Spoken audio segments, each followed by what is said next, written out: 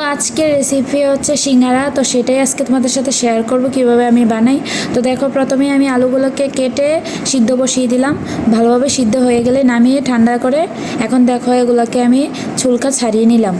সবগুলো ছুলকা ছাড়ানো হয়ে গেছে, ডিমের খোসাও ছাড়ানো হয়ে গেছে, সবগুলো এখন ম্যাশ করে নিলাম। এখন আমি পেঁয়াজগুলো কেটে নিলাম, ভালোভাবে ধুয়ে নিলাম। তো চলো, কড়াই গরম হয়ে গেছে, এখন আমি সেখানে পেঁয়াজগুলো দিয়ে দিলাম। তো পেঁয়াজগুলো দেখো হয়ে গেছে প্রায়। এখন আমি আলুগুলোর মধ্যে হলুদের গুঁড়া, মরিচের গুঁড়া, জিরার গুঁড়া, ধনিয়ার গুঁড়া 1 চামচ করে পরিমাণ মতো দিয়ে দিলাম। এখন স্বাদ মতো লবণও দিয়ে দিলাম। আর আগে থেকে ভেজে রাখা আমার সিক্রেট মশলাটাও আমি দিয়ে দিলাম। এখন আমি ম্যাগি মশলাও দিয়ে দিলাম। এখন স্বাদ বাড়ানোর জন্য সসও দিয়ে দিলাম। তো এখন আমি সবগুলো উপকরণ একসাথে মেখে নিব। এটাকে ভালো করে মিশিয়ে নিতে হবে, না হলে কিন্তু একটু স্বাদ আসবে না। তো স্বাদ বাড়ানোর জন্য এখন আমি বাদামও ভেজে দিয়ে দিব। বাদামগুলো হয়ে গেছে, তো আমি এখন সিঙ্গারার উপকরণগুলো এখন কড়াইতে দিয়ে দিব।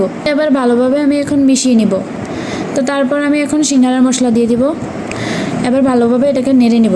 এখন আমি সিঙ্গারার জন্য ময়দাটাকে তৈরি করে নিব। তো প্রথমে আমি চুলাতে গরম জল বসিয়ে হালকা লবণ দিয়ে দিলাম পরিমাণ। এখন আমি তেলটাও দিয়ে দিব যাতে লেগে না যায়। এখন আমি পরিমাণ মতো আটা আর ময়দা দুটোটাই মিক্স করে মেখে নিব।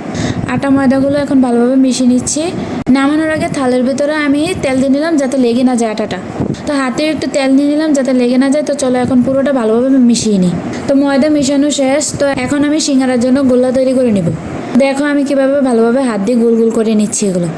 তো এখন আমার সবগুলো রেডি। তো দেখো এখন আমি আটার বেলুনি নিয়ে এখন সেটাকে ভালোভাবে ম্যাশ করে এখন দেখো রুটির একটা শেপ দিয়ে নিব। শেপটা তৈরি হয়ে গেলে তারপরে আমি উপর দিয়ে দেখো কালো জিরা ছড়িয়ে দিয়েছি। তো এখন এটা ছুরি নিয়ে এটাকে কেটে নিলাম। তো দেখো কীভাবে সিঙ্গারার শেপটা দিলাম, এভাবে দিয়ে নিবে। এখন তৈরি করে রাখা সিঙ্গারা পুরটা দিয়ে এভাবে সিঙ্গারার একটা শেপ দিয়ে নেবে। দেখো কত সুন্দর হয়েছে। তো এখন কড়াইতে তেল দিয়ে দিলাম। তেলটা তাতা হয়ে গেলে দেখো সিঙ্গারাগুলো একে একে সবগুলোই দিয়ে নিচ্ছি। তো দেখো এখন একে একে সবগুলোই আমি দিয়ে নিচ্ছি। সবগুলো দেওয়া হয়ে গেছে যাতে না লেগে যায়। তো দেখো এখন এগুলো নাড়তে হবে। দেখো আমারটি বাদামি কালার হয়ে গেছে। তো এখন আমি নামিয়ে নিব, বেশি আবার কালার হলে দেখতে সুন্দর লাগবে না। তো আমি একে একে সবগুলো নামিয়ে নিলাম। তো যেটুকু আটা বেঁচে গেছিলো দেখো এটাকে আমি লুচির শেপ দিয়ে নিলাম। কেমন হয়েছে দেখতে দেখো, গুল গুল।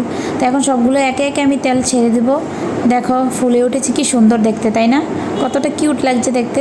তো এখন এগুলোকে লাড়তেছি। তো এখন দেখো নামিয়ে নিতে হবে। তো জামাইজানকে দিলাম একটা টেস্ট করতে। জামাইজানও টেস্ট করে বললো ইয়াম্মি হয়েছে। তো চলো তোমাদেরকে আমি সবটা দেখিয়ে দিই কেমন হয়েছে। তো দেখো হালকা বাদামি রাখাতে অনেক কিউট হয়েছে দেখতে। তো এটার সাথে আমি সসও নিয়ে নিব। তো তোমরা চাইলেও অ্যাড করতে পারো। আর কেমন হয়েছে রেসিপিটা অবশ্যই জানাবে। পরবর্তী কোন রেসিপির ভিডিও দেখতে চান অবশ্যই আমাকে সেটা জানাবেন। আর কেমন হয়েছে সেটা কিন্তু জানাতে ভুলবেন না। তো টাটা আজকের জন্য, সবাই ভালো থাকবেন, বাই।